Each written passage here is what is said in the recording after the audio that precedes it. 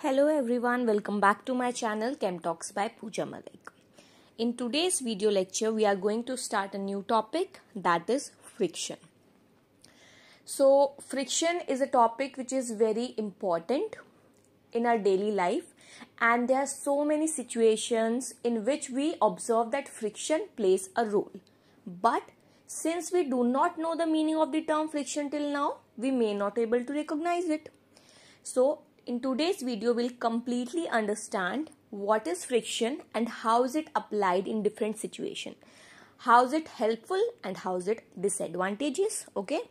So in class 7th, you have had just a little introduction about friction. You have been told that friction is a type of force. So we'll continue from that. So please watch the video and subscribe to my channel, and if you like the video, please give it a thumbs up. Let's start. We will now see some examples which we are not able to explain. First one is, when a person is riding a bicycle, you might have observed that when we ride it, we pedal the bicycle starts moving. But as soon as we stop pedaling, the bicycle stops after few seconds or few moments. Why does this happen? आप force लगा रहे हो, इसीलिए आपका जो bicycle है वो move कर रहा है फॉरवर्ड. बट जैसे आप फोर्स लगाना बंद कर देते हो, वो मूव करना बंद कर देता है. सो ऐसा भी तो हो सकता था कि जैसे आपने फोर्स लगाना बंद किया, वो कंटिन्यूअस मोशन में चलता रहे, क्योंकि एक बार तो आपने उसको फोर्स दे दिया, तो वो कंटिन्यू मूव भी तो कर सकता था. Similarly, a ball rolling on the ground. When you see a ball rolling on the ground, you see that it stops after some time itself. ऐसा कैसे होता है कि बॉल अपने आप रुक जाती है? बॉल को रुकने के लिए तो कोई फोर्स नहीं लग रही है. बॉल को मूव करने के लिए मैंने फोर्स लगाया, तो बॉल को मूव करते ही रहना चाहिए था. बॉल रुक रही है तो उसके लिए कौन सा फोर्स लग रहा है? We don't know till now. Next, when a person walks, we are able to walk. How are we able to walk? This will also be explained because of the friction. Sliding on garden slide. We have seen children sliding on slides in the park. So what is the reason that they are able to slide easily on the park? What is the phenomenon acting behind it? How does all this happen? So explanation of all these situations, all these examples exist in the friction. Friction क्या होता है? अभी जैसे हमने discuss किया that friction is a type of force. Which force? A force which acts between two surfaces in all the situations we have discussed till now as examples. And what does this force do? जैसे कि अभी हमने discuss किया कि एक ball move कर रही है, तो वो मूव करते ही क्यों नहीं रहती, वो रुक क्यों जाती है? Because frictional force is a type of force which is acting between the ground and the ball, and it is opposing the motion of the ball. So we can conclude that frictional force opposes the motion in between the surfaces. Clear? जी. अब अगर हमें force of friction को define करना हो तो हम उसे कैसे डिफाइन करेंगे? हम कह सकते हैं that force of friction is a force which opposes any relative motion between two objects that are in contact with each other. ये डेफिनेशन में एक एक टर्म बहुत इंपॉर्टेंट है. अगर आपको हर टर्म क्लियर है, then you have understood the meaning of friction. Friction oppose करता है, किसको ओपोज करता है? दो ऑब्जेक्ट्स के रिलेटिव मोशन को, जब वो एक दूसरे के रिस्पेक्ट में मूव करेंगे. And object should be in contact with each other. वो हमेशा टच होने चाहिए, उनके सर्फेसेस कॉन्टैक्ट में होने चाहिए. सो ये तीनों पॉइंट्स को हम ध्यान रखेंगे. अब एक काम करेंगे, रिकैप करेंगे जो जो एग्जांपल्स हमने अभी डिस्कस किए थे स्टार्टिंग में, उसमें हम देखेंगे कि कौन कौन से सर्फेसेस के बीच में फ्रिक्शनल फोर्स एक्ट कर रहा है. For example, the first, a person riding a bicycle. In this case, the first surface is the ground and the second surface is the tires of the bicycle. The force of friction is acting between the ground and the tires of the bicycle. Second situation, a ball rolling on the ground. In this, the first surface is the ground and the second surface is the ball. The force of friction is acting between the ball and the ground. Third situation, when we say that we are able to walk because of friction, in this case, the first surface is ground and the second surface is our feet. Next example, Sliding on the garden slide. When a child is sliding, in that case, the first surface is the slide and the second surface is the body of the kid. I hope you have understood what were the two surfaces in which the force was acting. Now, we have held a basic discussion on the friction. Now we will see some important points, some key points about friction. First one, it is a contact force which we have discussed till now and it acts between the two surfaces in contact. बच्चों जो ये की point है ये आप सबको याद रखने हैं. अगर आप की पॉइंट से रिलेट कर पा रहे हो that means we have clear the concept. It is a contact force and it acts between the two surfaces in contact. Second key point, it always opposes any relative motion between two surfaces in contact. This also we have observed. Next, it acts in the tangential direction. Now, what do we understand by the tangential direction? Tangential term आपने maths में भी पढ़ा है, physics में भी पढ़ा है. So यहाँ पे tangential direction का मतलब क्या है? Let's understand through a situation. See, this is a box placed on the ground. Now, this is the surface of the box, side surface, which is represented by the black line. Now, where is the force of friction acting? If we see the force of friction is acting in the left direction, then you can see the angle between the direction of frictional force and the tangential line and the surface of the box. We can say that both are perpendicular to each other and इसी तरह से हमें पता है maths में tangent form होता है. जब दो सरफेस एक दूसरे के परपेंडिकुलर होते हैं, एक सरफेस पे दूसरा फोर्स परपेंडिकुलरली लगता है, उसी को हम टेंजेंशियल बोलते हैं. यहाँ पे आप देख सकते हैं जो ब्लैक लाइन है वो सरफेस ऑफ बॉक्स को रिप्रेजेंट कर रही है एंड जो रेड एरो है वो आपकी फ्रिक्शनल फोर्स ऑफ डायरेक्शन को रिप्रेजेंट कर रहा है and both are tangential, that is perpendicular. So this is how the frictional force acts. Now, the second point which we have discussed, that also we'll see through an example. That was that the force of friction acts in the opposite direction of the motion. So this is a situation in which a box is kept on the ground and we are trying to move the box on the left side. If the motion of the box is to be held on the left side, then the frictional force will act on the right side, and if we are trying to move the box on the right side, the frictional force will act on the left side. Let's see the situation. So here, the arrow of the direction of motion is towards the right side. तो frictional force कहाँ act करेगा? अब हम easily बता सकते हैं opposite direction, that is left side. So this is how you can do any question on the direction of friction. यहाँ पे हम 2-3 questions discuss करते हैं so that हमारे कॉन्सेप्ट की क्लैरिटी और हो जाए. क्वेश्चन है, what is the direction of force of friction acting on a moving object? In question से आपका एक इंपॉर्टेंट कॉन्सेप्ट क्लियर होगा. वो क्या है? जैसे इस वाले क्वेश्चन में उन्होंने एक जनरल क्वेश्चन पूछा है डायरेक्शन के बारे में.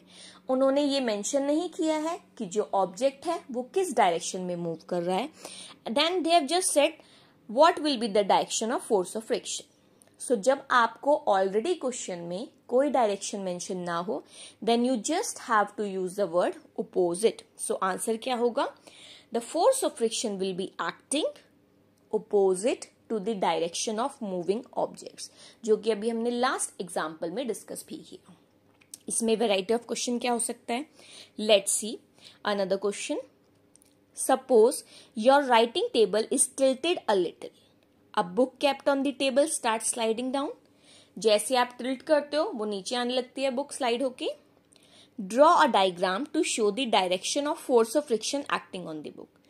अब जैसे ही आप टेबल को स्लाइड करते हो तो बुक नीचे आती है, मतलब मोशन किस साइड है? In the downwards direction. So as you can see in the diagram, the force of motion, the direction of motion is downwards. So the frictional force will act in the upward direction.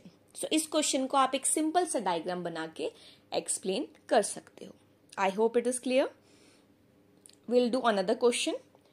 A boy is trying to push a heavy box in the west direction. What will be the direction of force of friction? So अब आप बताइए इस case में direction क्या होगा? Question में आपको clearly mention किया है कि जो मोशन हो रहा है वो वेस्ट डायरेक्शन में हो रहा है, तो फोर्स ऑफ फ्रिक्शन उसके ऑपोजिट डायरेक्शन में एक्ट करेगा, which is your east direction. So with this we have clear the concept of direction of frictional force. अगर इससे रिलेटेड कोई भी क्वेश्चन आता है तो आप इजिली अटेम्प्ट कर सकते हैं.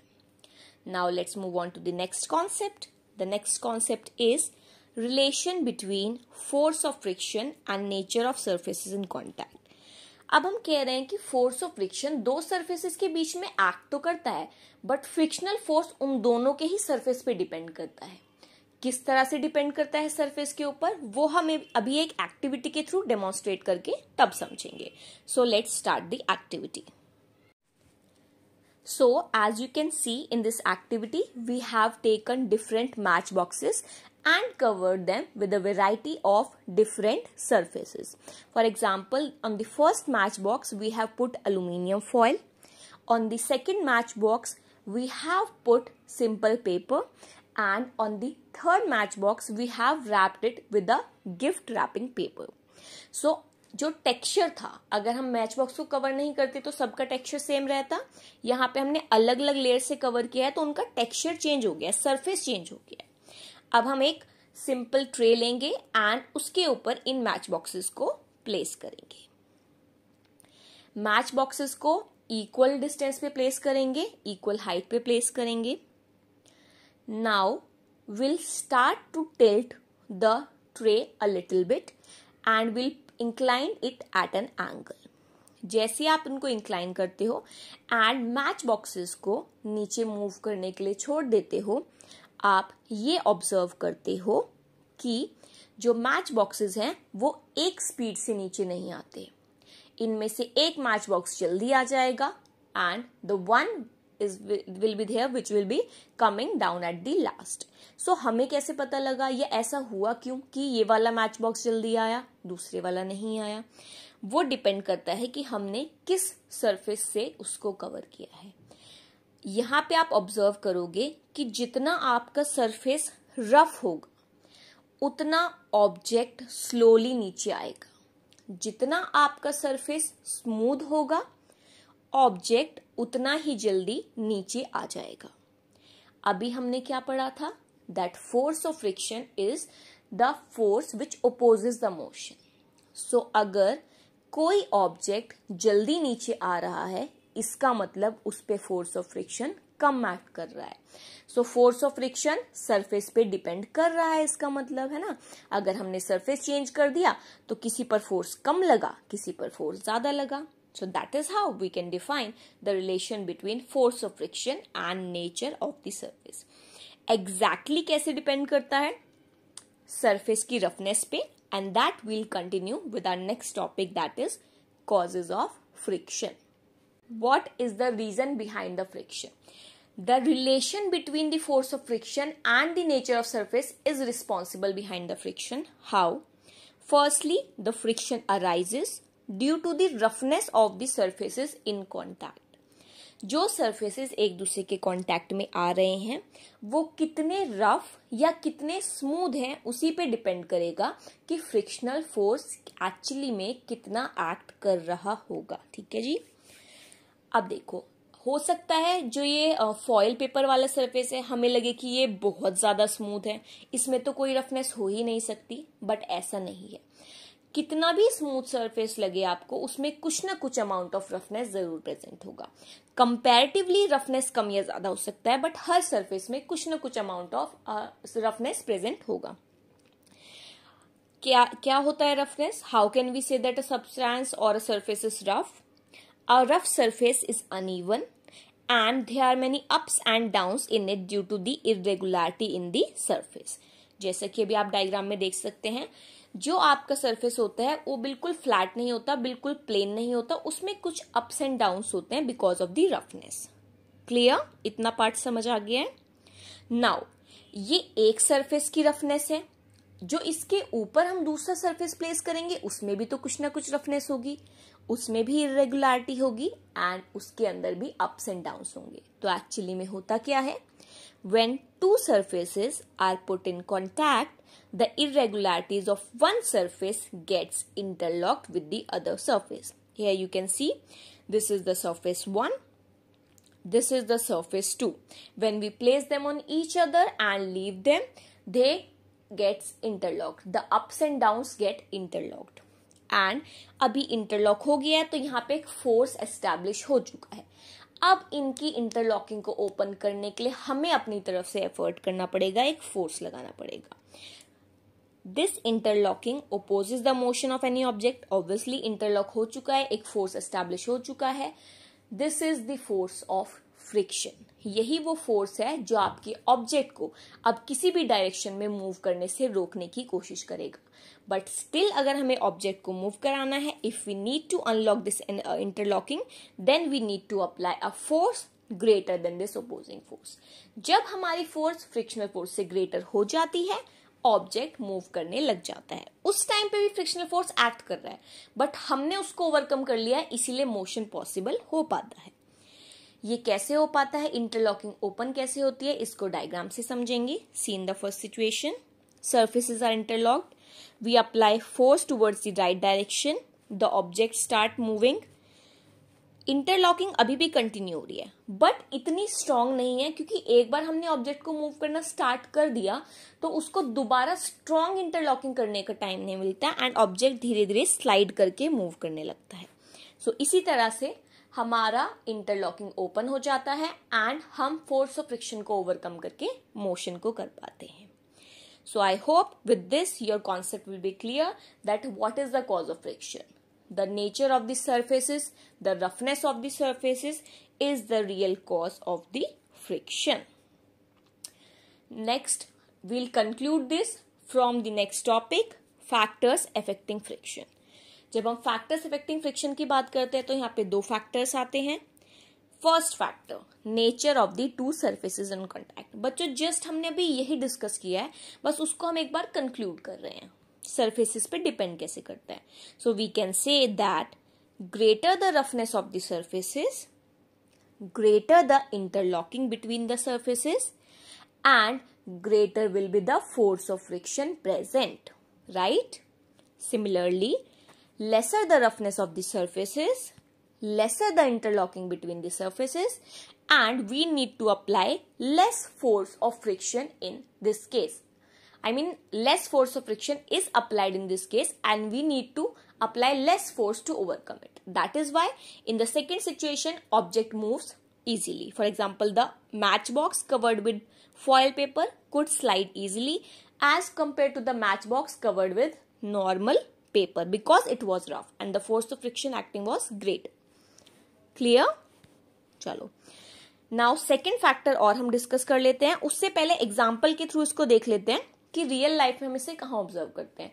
रफनेस ज्यादा होने की वजह से फ्रिक्शनल फोर्स ज्यादा एंड कम होने की वजह से कम. यहाँ पे देखिए पहली situation, a girl is walking on the floor. Simply force of friction is acting. In this case there is the rough surface of the ground. In the second situation, we see sometimes when there is wet floor, when there is water on the floor, people fall down. What is the reason behind that? The reason is, in the first situation, the force friction acting was greater because surface was rough, and in the situation second, because of the extra layer of water, the frictional force between the floor and our feet is reduced because it makes the surface smoother. उसने ground और feet के बीच की roughness को कम कर दिया, smooth बना दिया, interlocking कम हुई तो फ्रिक्शनल फोर्स कम बन रहा है. और हमने अभी डिस्कस किया हम वॉक क्यों कर पाते हैं, फ्रिक्शनल फोर्स की वजह से. अगर वही कम हो जाएगा then we tend to fall और स्लिप इजीली. आई होप दोनों सिचुएशन आपको क्लियर हो. The second factor which affects the force of friction is the force pressing the two surfaces together. By force, here we mean the weight of the two objects together. The force of friction increases with an increase in the weight of the body. For example, इन दोनों situation में ground पर ज्यादा force of friction कहाँ लग रहा होगा, situation ए में या सिचुएशन बी में.